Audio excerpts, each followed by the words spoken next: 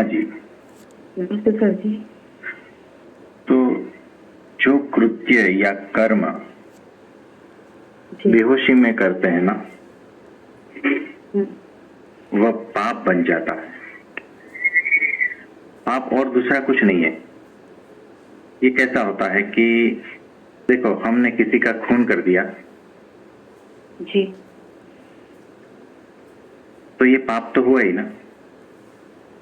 हाँ जी। तो क्या वो खून करते वक्त मैं जागरूक था क्या? मुझे होश था क्या?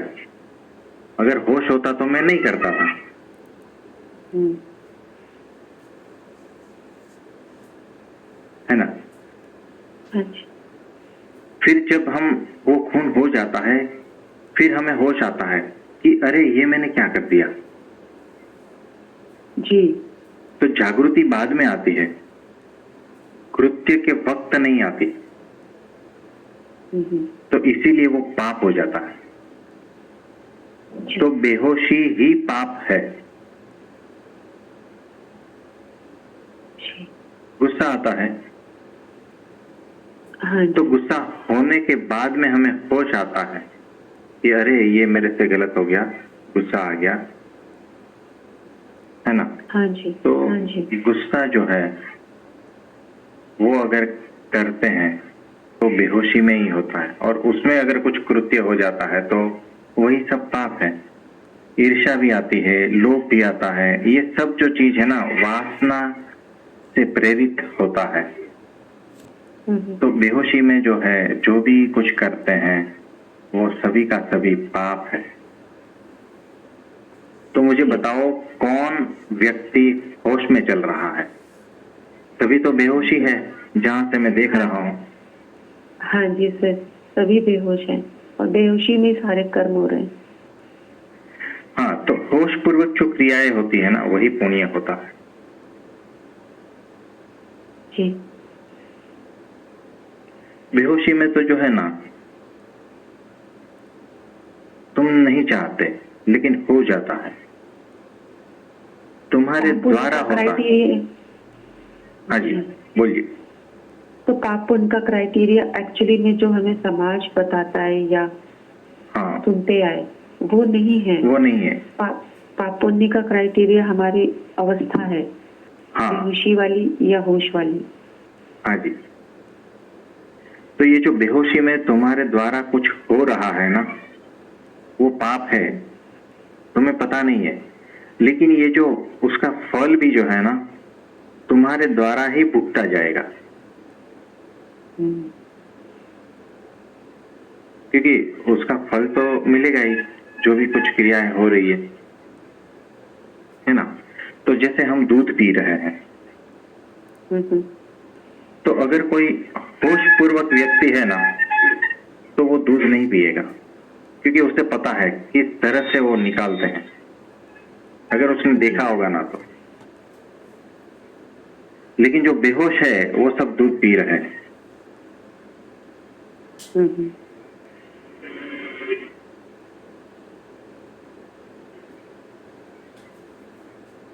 हम किसी की मदद कर रहे हैं ना,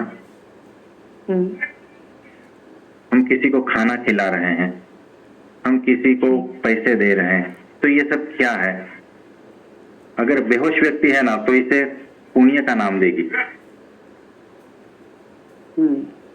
हाँ, ब्लड डोनेट कर रहे हैं, तो ये क्या होता है कि ये सभी चीजें जो है ना, किसी को मजबूत करते हैं ना हम इसके द्वारा।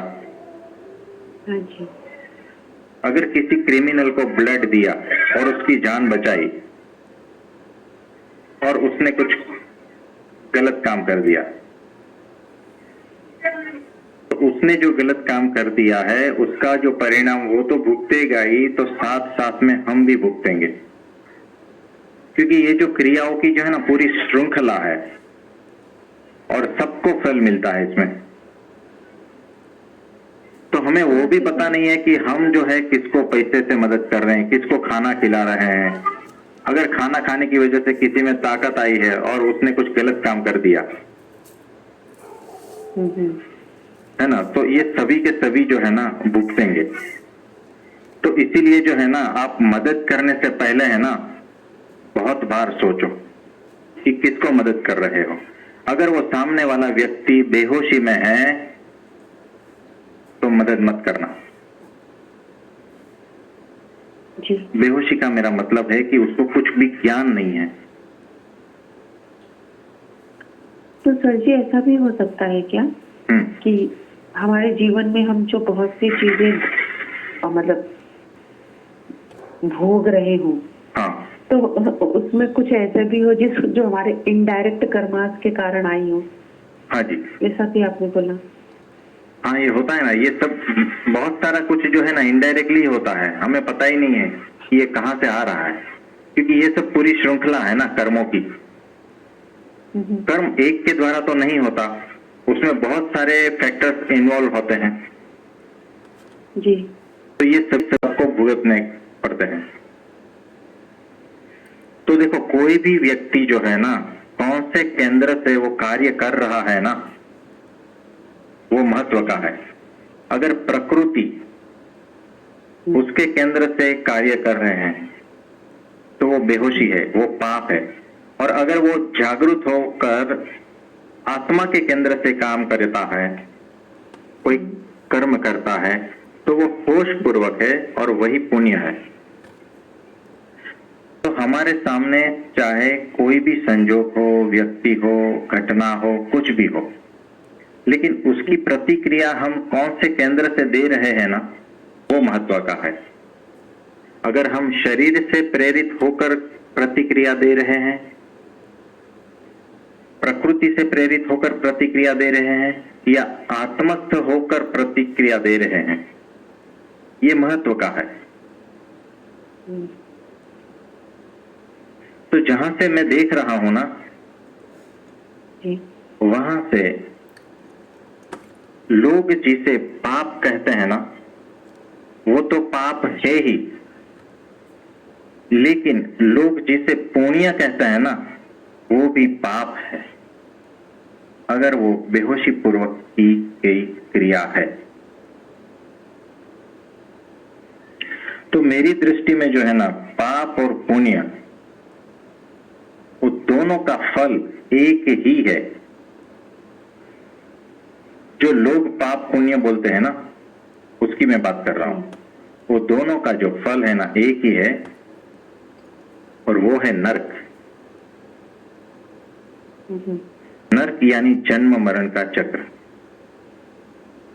तो बेहोशी में जो भी जीव है, वो जो भी कृत्य कर रहा है, उसे आप कोई भी नाम दे दो ना, पाप का या पुण्य का, लेकिन बेहोशी में किया गया है तो उसका फल नरक ही है। उसका फल अविनाशी नहीं हो सकता, वो शाश्वत नहीं हो सकता, वो जन्म मरण का ही चक्र है उसका फल। तो आप बताएंगे कि तो क्या कर्म करना छोड़ दें? हाँ जी। होता है ना, तो बहुत सारे लोग जो है ऐसा सोच के बैठ जाते हैं कि तो क्या कर्म ही ना करें? नहीं, कर्म तो करना ही है, कर्म करना छोड़ना नहीं है, लेकिन जो भी कर रहे हो ना, वो होश पूर्वक करो। जी। कि सोचो कि क्या मैं आत्मज्ञानी हूं? सोचो ये मैं क्या कर रहा हूं? जो भी क्रिया हो रही है उसका निरीक्षण करो, उसके ऊपर चिंतन मनन करो, थोड़ा होश में आओ, तो क्रियाओं को होश पूर्वक कीजिए।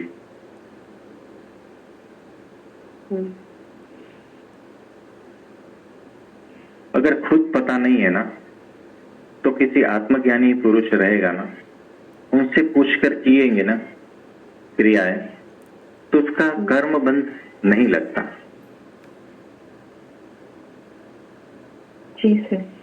तो अगर मदद भी किसी की करनी है ना, तो जो होश में है ना उसकी करो।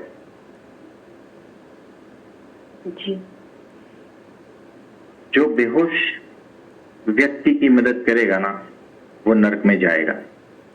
मैंने जैसे बताया ना, पूरा चक्र वो पाप ही है।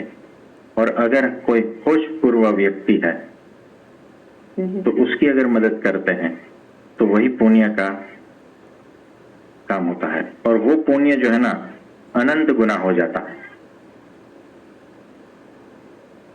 जी ठीक है। हाँ जी सर जी। और जब गुरु के आदेश से करते हैं तो? हाँ, तो कोई जो है आपको कोई बंधन नहीं होता, आप मुक्त ही होते हैं। आपका सभी जो कर्म है उसका कोई बंधन नहीं लगता। थैंक यू सर जी। हाँ जी, थैंक यू।